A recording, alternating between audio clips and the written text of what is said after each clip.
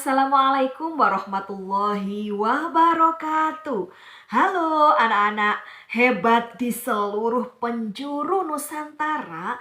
Bertemu lagi dengan Bu Aini. Kali ini Bu Aini akan membacakan buku cerita yang sangat keren. Nah, ini untuk sampul bukunya ya. Kira-kira apa judul bukunya? Kita hitung bersama-sama ya. 1, 2, 3. Iya, Sang Pemimpi Besar. Dan diantaranya yang menjadi sang pemimpi besar adalah anak-anak hebat semuanya. Baik, Bu Aini akan membacakan sinopsis dari cerita Sang Pemimpi Besar. Hutan bakau di pantai, tongke-tongke rusak. Itu berarti ombak besar bisa kapan saja menghantam desa di pinggir pantai. Hidayat Palaloi ingin membantu. Dia ingin menanam hutan bakau agar desa di pinggir pantai aman dari terjangan air laut.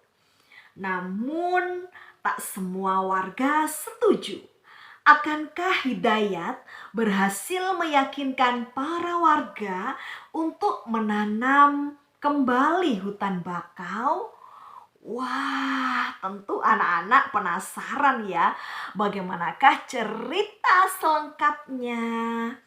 Dan buku cerita Sang Pemimpi Besar ini ditulis oleh Maya Lestari dan Valentina Kris Utami dari penerbit buku BIP Kelompok Gramedia. Mari kita simak bersama ya cerita lengkapnya. Bismillahirrohmanirrohim. Cering-cering. Ada quotes yang ditulis oleh Hidayat Palaloi. Kalau manusia hidup bersahabat dengan lingkungan, keseimbangan alam akan terjaga. Ya, betul sekali. Baik, kita masuk di cering-cering halaman pertama. Ini sebuah cerita tentang seorang pemimpi besar bernama Hidayat Palaloi. Kisahnya dimulai di desa Bulete, tempat dia menghabiskan masa kecilnya.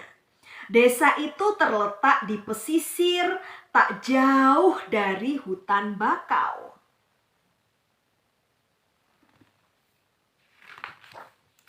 Saat kecil, Hidayat menemukan sesuatu yang spesial antara bakau dan pantai. Ada hubungan indah antara keduanya.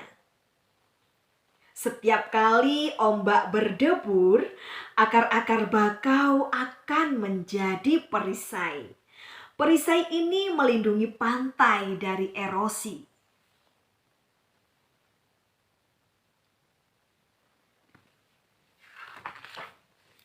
Suatu hari, hutan bakau itu ditebang. Tak ada lagi yang melindungi pantai dari ombak. Ketika air pasang, banjir melanda desa.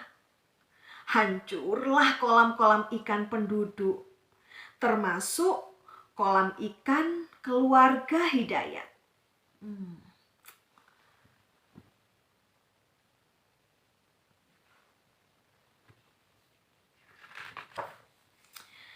Hidayat sedih sekali, tapi dia tidak bisa berkata apa-apa. Dia terus mengingat peristiwa banjir itu hingga dewasa.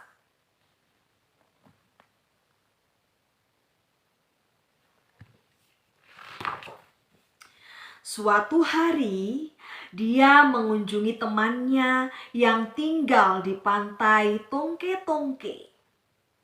Dia melihat hutan bakau di desa ini sudah rusak.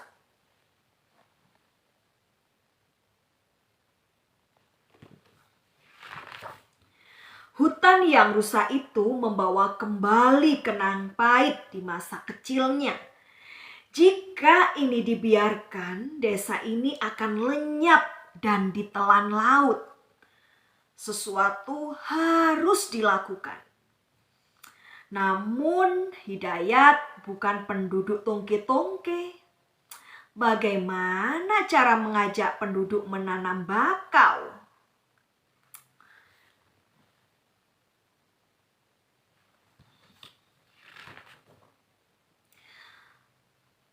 Bagaimana kalau kita ajak mereka ngobrol sambil minum kopi? Aha, itu ide bagus. Penduduk tongke-tongke suka mengobrol di kedai kopi. Di situ, Hidayat mengajak mereka memperbaiki hutan bakau yang rusak.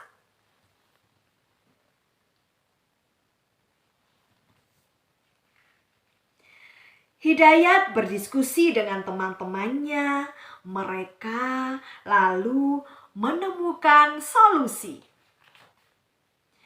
Namun, tidak semua orang setuju.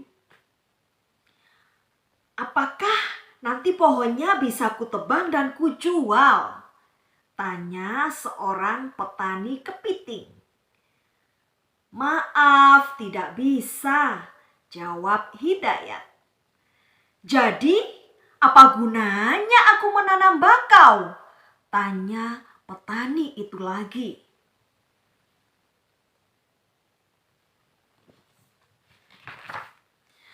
Upaya pertama Hidayat tidak berhasil.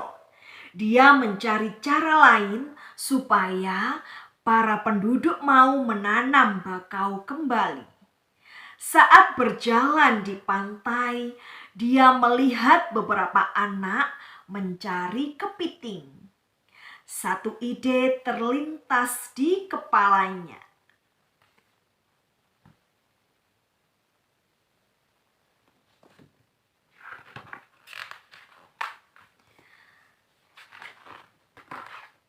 Keesokan harinya, Hidayat bertemu teman-temannya lagi di kedai kopi. Hidayat kini punya ide baru untuk membujuk mereka. Jika kita punya hutan bakau, kita akan punya banyak udang dan kepiting. Akar-akar bakau bisa menjadi tempat tinggal hewan. Daun bakau yang jatuh ke air akan menjadi sumber makanan.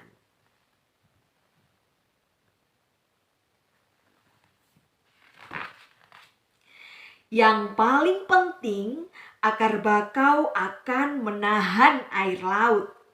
Air pasang tidak akan masuk ke perkampungan.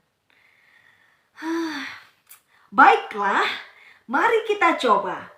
Seru penduduk bersama-sama.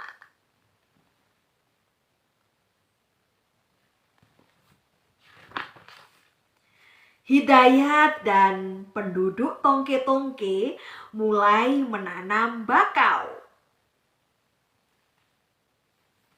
Nah, ini untuk gambarnya 1 tahun. Kemudian ada gambarnya ketika 3 tahun. Dan selanjutnya tumbuh menjadi besar. Ini dalam kurun waktu 5 tahun.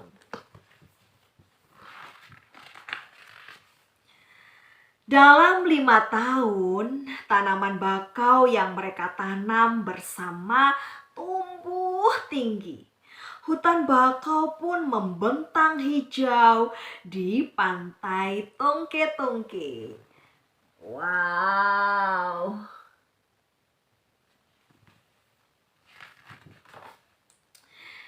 Ini bukan akhir.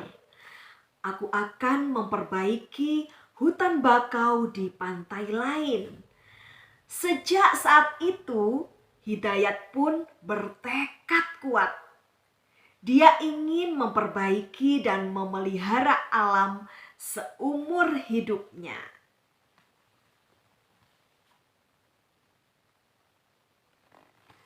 Wow, sangat keren, luar biasa, menginspirasi ya ini ya.